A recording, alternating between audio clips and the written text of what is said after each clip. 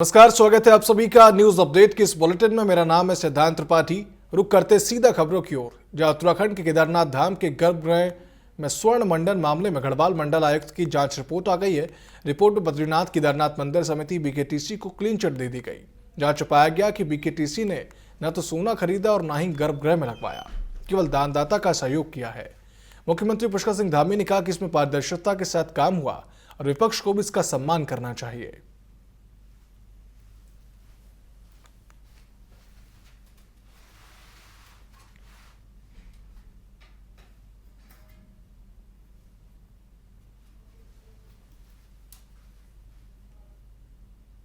देखिए, जब वो हर मुद्दे पर जो है आरोप लगाते हैं और जब कुछ नहीं मिलता है तो उनको तब भी कहना चाहिए कि नहीं, अच्छा काम हुआ है और इसमें जो है पारदर्शिता के साथ काम हुआ है और जांच में सब सही पाया गया है। तो थोड़ा उन लोगों को भी कहना चाहिए, हम तो पहले ही कह रहे थे।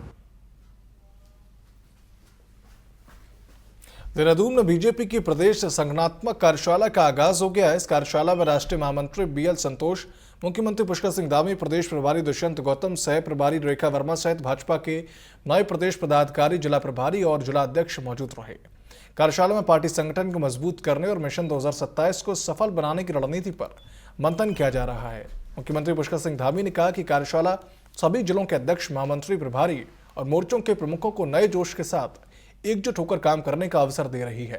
उन्होंने कहा कि सभी लोग लंबे समय से पार्टी के लिए काम कर रहे हैं और अब नए दायित्व मिलने के बाद मिशन 2027 की जीत सुनिश्चित करने के लिए बूथ स्तर तक मेहनत करेंगे।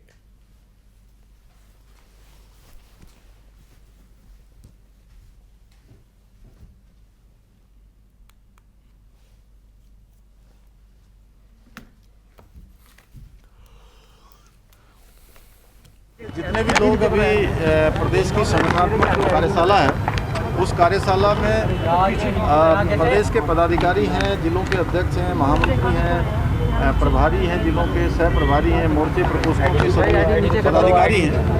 सारे लोग पहले से अनुभवी हैं और लंबे समय से पार्टी के लिए काम करते रहे हैं और चूँकि नया दायित्व मिलने के बाद फिर से कार्यशाला हुई है और अब मिशन हमारा 2027 है, फिर 2029 है। उन सभी के लिए टीम काम करेगी। इस टीम के जिम्मे बड़ा दायित्व आया है, तो अभी नए जोश के साथ सब लगे, ऐसा आह्वान करने के लिए सभी कार्यकर्ता एक। तो देहरादून में स्वदेशी अपनाने और जीएसटी की नई दरों को लेकर जन जागरूकता अभियान चलाया गया। इस दौरान मुख्यमंत्री पुष्कर सिंह धामी ने कहा कि 22 सितंबर से लागू हुई नई दरों का सीधा लाभ आम जनता तक पहुंच रहा है। खाने पीने और रोजमर्रा की वस्तुएं सस्ती होने से उपभोक्ताओं की बचत बढ़ी है, तो वहीं दुकानदारों की बिक्री में भी तेजी आई है। मुख्यमंत्री ने इसे बचत उत्सव करार दिया और प्रधानमंत्री नरेंद्र मोदी का आभार जताया। सभी वर्गों के लिए जो ये जीएसटी की दरों में कमी की है, उसका परिणाम साफ दिखाई दे रहा है। 22 सितंबर से ये जो नई दरें लागू हुई है, मैं लगातार व्यापारी वर्गों से, आज तीसरा दिन है, 3 दिनों से लगातार मैं हर एक अलग अलग जो वस्तुएं बेचने वाले हैं, उन अलग अलग प्रतिष्ठानों पर मैं गया हूँ। सभी ने मुझे बताया उनकी जो बिक्री है इस दौरान बहुत बढ़ गई है और जो ज़रूरतमंद चीज़ें, जैसे यहाँ पर अभी मैं पूछ रहा था, कल मैंने फ्रिज से लेकर पेस्ट्री से लेकर तमाम प्रकार के खाने पीने के सामान थे, तमाम रोज़मर्रा के उपयोग की वस्तुएँ थी, या आज भी साबुन से लेकर पेस्ट से लेकर घी, और ये सभी वस्तुएं जो सस्ती हुई हैं, उससे एक तो लोगों की बचत होगी। तो देहरादून में जीएसटी दरों में छूट मिलने के बाद व्यापारियों और उपभोक्ताओं दोनों के चेहरे खिल उठे हैं। व्यापारियों का कहना है कि नई दरों से उनकी बिक्री बढ़ी है और आम लोग भी संतुष्ट नजर आ रहे हैं। इस मौके पर मुख्यमंत्री पुष्कर सिंह धामी व्यापारियों से मिले और उन्हें भरोसा दिलाया कि जीएसटी छूट का लाभ व्यापारियों के साथ साथ उपभोक्ताओं तक भी पहुंचेगा। व्यापारी उम्मीद जता रहे हैं कि आने वाले समय में इसका और सकारात्मक असर देखने को मिलेगा।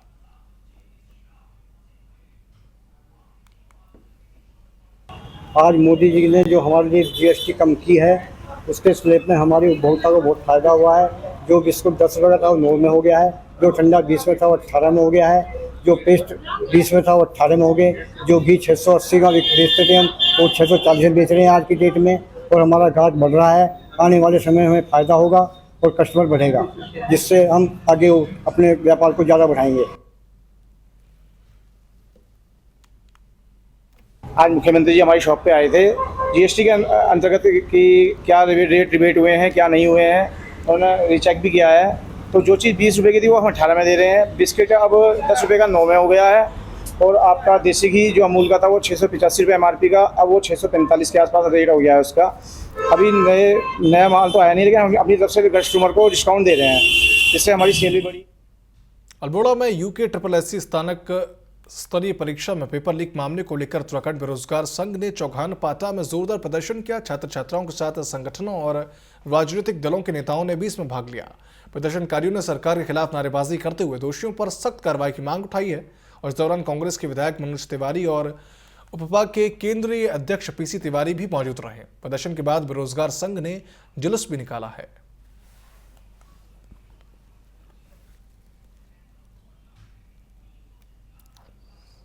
देखिए, जो पेपर लीक मामला हुआ है, हमारी साफ और स्पष्ट ये मांग है कि इसको दोबारा से कराया जाए। और जो हाकिम के हाकिम है, आखिर किसके संरक्षण में रह करके लगातार जेल से वापस आने के बाद भी वो इस तरीके के कृत्य कर रहा है, तो हाकिम के हाकिमों को पकड़ा जाए। जो भी सफेद पोस्ट उसके पीछे काम कर रहा है, जिसके संरक्षण में रह करके वो काम कर रहा है, उसको CBI जांच के माध्यम से उन सभी सारे गिरोह को जो है जेल के अंदर डाला जाए। और इसके अलावा इससे पहले 2022 में भी जो बड़ा प्रोटेस्ट हुआ था, इन्होंने आयोग के अध्यक्ष, सचिव और परीक्षा नियंत्रक को तो बदला, लेकिन आयोग के अंदर जो कूड़ा भरा हुआ था, तमाम कर्मचारी अधिकारी, हमारी यह डिमांड है कि उनको भी पूरी तरीके से वहां पर बदला जाए, तब जाकर के परीक्षा हो। हमारी आगे की रणनीति यही है। कुमाऊं के प्रत्येक जिले में आक्रोश रैली हो रही है। कल चंपावत में थी, कल पिथौरागढ़ में, आज अल्मोड़ा में है और हल्द्वानी में भी है। देहरादून में हमारे साथी लगातार वहां पर धरना प्रदर्शन में है। और जब तक हमारी मांगे पूरी नहीं होंगी, हम लोग पीछे हटने वाले नहीं है। जो लोग युवाओं के सपनों का गला घोटने का काम कर रहे हैं, उस धामी सरकार को हम अपने घुटनों में ला कर रहेंगे। ये सभी ये युवा आज चीख चीख करके कह रहे हैं। तो देहरादून में पेपर लीक मामले में पुलिस ने मास्टरमाइंड उमर खालिद और उसकी बहन को गिरफ्तार कर लिया है, जबकि अन्य आरोपियों की तलाश अभी भी जारी है। इधर बेरोजगार संगठन का कहना है कि जब तक यह परीक्षा निरस्त नहीं होती, उनका आंदोलन जारी रहेगा। तो मुख्यमंत्री पुष्कर सिंह धामी ने स्पष्ट किया कि युवाओं के भविष्य से खिलवाड़ करने वालों को बख्शा नहीं जाएगा। उन्होंने कहा कि पहले भी नकल प्रकरण में 100 से अधिक लोगों को जेल भेजा गया है और इस मामले में भी दोषियों पर सख्त कार्रवाई होगी।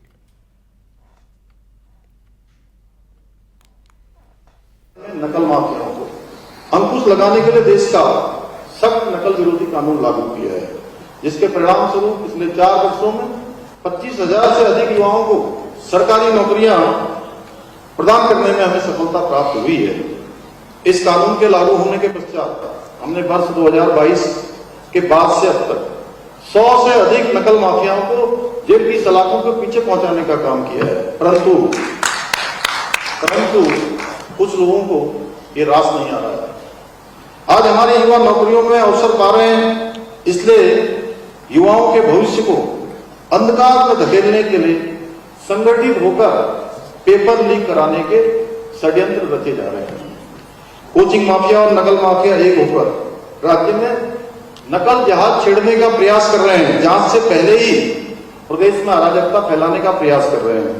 लेकिन मैं आप सभी, उन सभी नकल माफियाओं को, उन जिहादियों को बता देना चाहता हूं कि हमारी सरकार राज्य में नकल माफियाओं को जब तक मिट्टी में नहीं मिला देगी, तब तक हम चैन से नहीं करेंगे।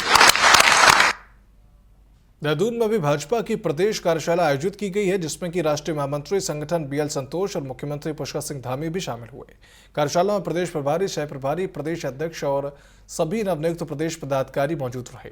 बैठक 2027 में मिशन हैट्रिक को लेकर रणनीति और कार्य योजना पर चर्चा की गई। तो मुख्यमंत्री सुबह 11:40 पर स्वदेशी अपनाने और GST की नवीन दरों के प्रचार हेतु जन जागरूकता अभियान में भी शामिल हुए और बाद में कुआं वाला बाजार में जनसंपर्क भी उन्होंने किया।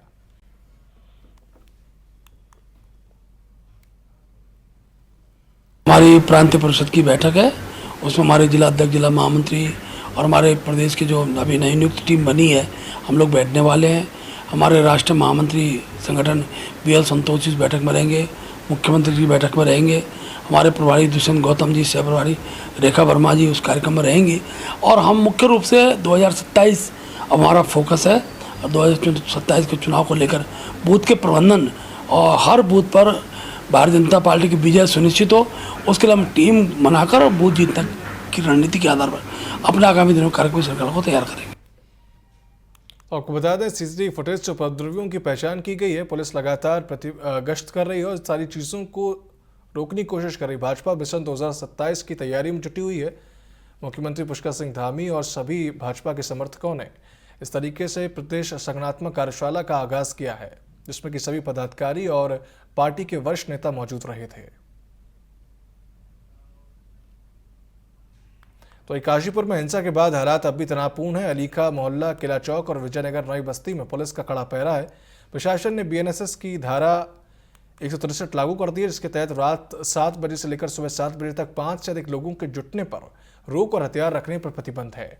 पुलिस लगातार गश्त कर रही है और सीसीटीवी फुटेज से उपद्रवियों की पहचान की जा रही है। एसएसपी मणिकांत मिश्रा ने साफ कहा कि हिंसा फैलाने वालों को बख्शा नहीं जाएगा। हम पहुंचे हैं काशीपुर के अलीखा मोहल्ला। ये वही मोहल्ला है जहां हिंसा हुई थी और इस मोहल्ले में आप देख सकते हैं कि बताया जाता है कि ये मोहल्ला कभी इतना चहल पहल हुआ करता था रात्रि के टाइम पे भी कि कभी शांत नहीं हुआ, लेकिन कुछ चुनिंदा लोगों की वजह से या फिर कहें कि समाज में नफरत का जहर घोलने वाले लोगों की वजह से यहाँ एक शांति का माहौल बन चुका है। लोग डर की वजह से अपने घरों के अंदर कैद हैं। अलीखा मोहल्ले में पहुंचे हैं। ये अलीखा का वो सबसे इम्पोर्टेंट मोस्ट चौक है जहां लोग एकत्र हुआ करते थे।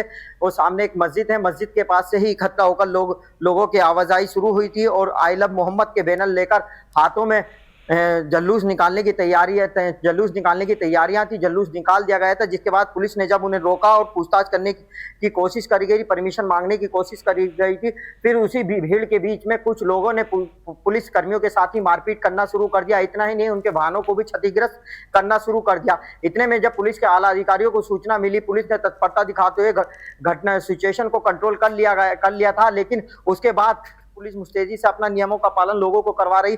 इसी कार्रवाई के तहत बुलडोजर की कार्रवाई भी यहाँ देखने को मिली है। मैं अपने सहयोगी से कहूंगा, ये देखिए कि कैसे लोगों ने अतिक्रमण किया था। उसी बीच में ये अतिक्रमण की कार्रवाई, बिजली की कार्रवाई, राशन की कार्रवाई, तरह तरह की कार्रवाइयां अब इस मोहल्ले में शुरू हो चुके हैं। फिलहाल स्थिति सामान्य है, पुलिस कंट्रोल कर रही है और किसी भी तरीके से कोई भी गतिविधियों को बर्दाश्त करने के लिए तैयार नहीं है। अजहर मलिक, काशीपुर। हम पहुंचे हैं